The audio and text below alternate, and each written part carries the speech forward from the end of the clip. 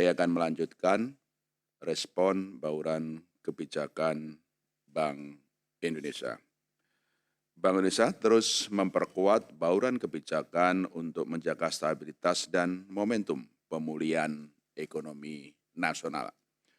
Bauran kebijakan yang ditempuh Bank Indonesia merupakan bagian dan bersinergi erat dalam kebijakan ekonomi nasional, baik antara kebijakan moneter dan kebijakan fiskal, maupun juga antara kebijakan-kebijakan Bank Indonesia dengan kebijakan-kebijakan di bawah Komite Stabilitas Sistem Keuangan.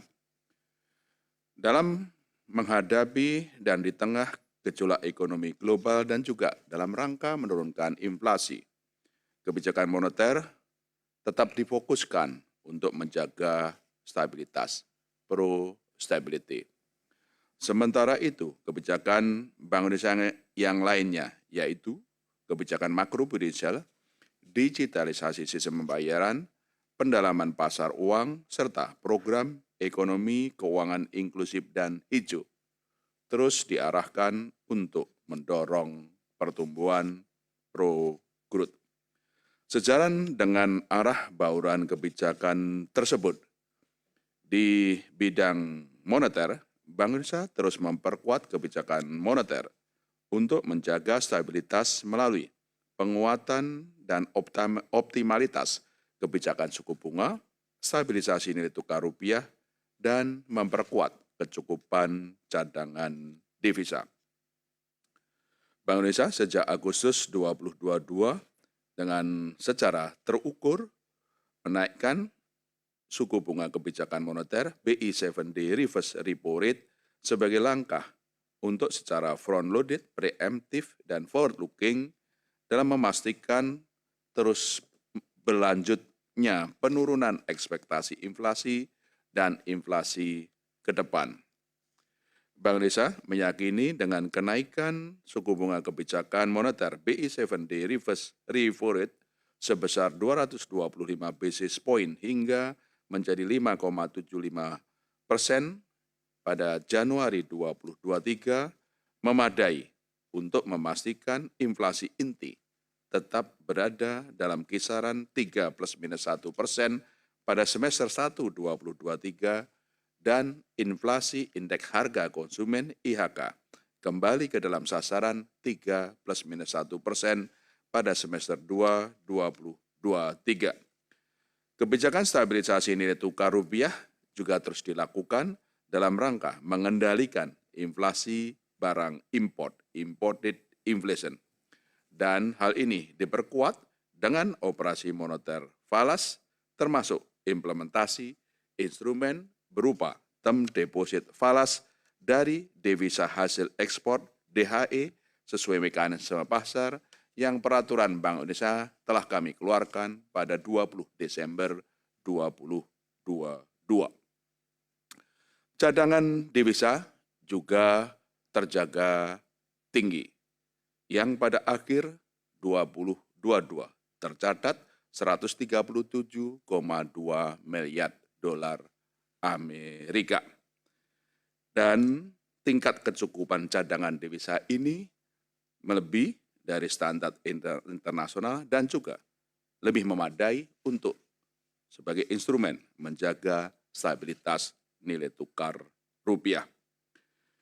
Di bidang kebijakan makroprudensial, Bank Indonesia terus memperkuat kebijakan makroprudensial yang akomodatif, inklusif, dan berkelanjutan untuk terus mendorong pertumbuhan kredit dan pembiayaan dari perbankan kepada dunia usaha dalam rangka mendukung pemulihan ekonomi nasional. Dan ini terbukti dengan pertumbuhan kredit hingga akhir tahun yang melebihi 11%. Kebijakan makroprudensial untuk mendorong kredit dan pembiayaan tersebut dilakukan melalui pemberian insentif makroprudensial dengan pengurangan giro wajib minimum untuk mendorong pertumbuhan kredit pembiayaan perbankan khususnya kepada sektor-sektor prioritas yang belum pulih kredit UMKM termasuk kredit usaha rakyat KUR, serta kredit pembiayaan hijau, dan request for payment. Kedua, mendorong implementasi dan sosialisasi kartu kredit pemerintah domestik sesuai timeline pada tahun 2023. Dan yang ketiga, melanjutkan perluasan implementasi KRIS dengan strategi mencapai target 45 juta pengguna dan 1 miliar volume transaksi pada tahun 2023, serta pengembangan fitur KRIS dan KRIS antar negara. Dalam hal ini, kerjasama dengan bank-bank sentral ASEAN 5 terus diperluas. Sekarang, KRIS dan BI Fast telah tersambung dengan Thailand. Dalam waktu dekat dengan Malaysia, dan kami juga akan memperluas dengan Singapura dan kemudian Filipina. Dengan demikian, KRIS dan BI Fast kelima negara ini dapat saling tersambung untuk mendukung pemulihan ekonomi di masing-masing negara maupun kawasan.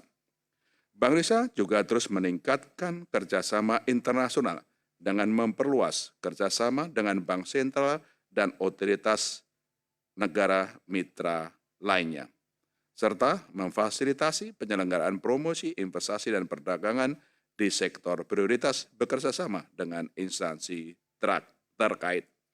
Selain itu, Bank Indonesia berkoordinasi dengan kementerian lembaga terkait untuk mensukseskan keketuaan ASEAN 2023. Secara khusus, koordinasi erat dengan Kementerian Keuangan untuk mensukseskan agenda-agenda penting keketuaan Indonesia ASEAN 2023 jalur keuangan. Bank Indonesia juga terus memperkuat koordinasi kebijakan dengan pemerintah pusat, pemerintah daerah, dan mitra-mitra strategis lainnya. Koordinasi dalam tim pengendalian inflasi pusat dan daerah TPIP dan TPID terus dilanjutkan, termasuk di dalam pengendalian untuk inflasi harga pangan bergejolak volatile food seperti disampaikan Ibu Menteri Keuangan tadi, yaitu penguatan program Gerakan Nasional Pengendalian Inflasi Pangan GNPIP di berbagai daerah. Bank Indonesia melalui seluruh 46 kantor-kantor perwakilan di berbagai wilayah Nusantara bekerja sama dengan pemerintah daerah mengendalikan inflasi pangan melalui operasi pasar, kerjasama antar daerah, maupun juga perluasan produksi dan produktivitas pangan untuk menurunkan inflasi harga pangan. Demikian Bu, dari Bank Indonesia.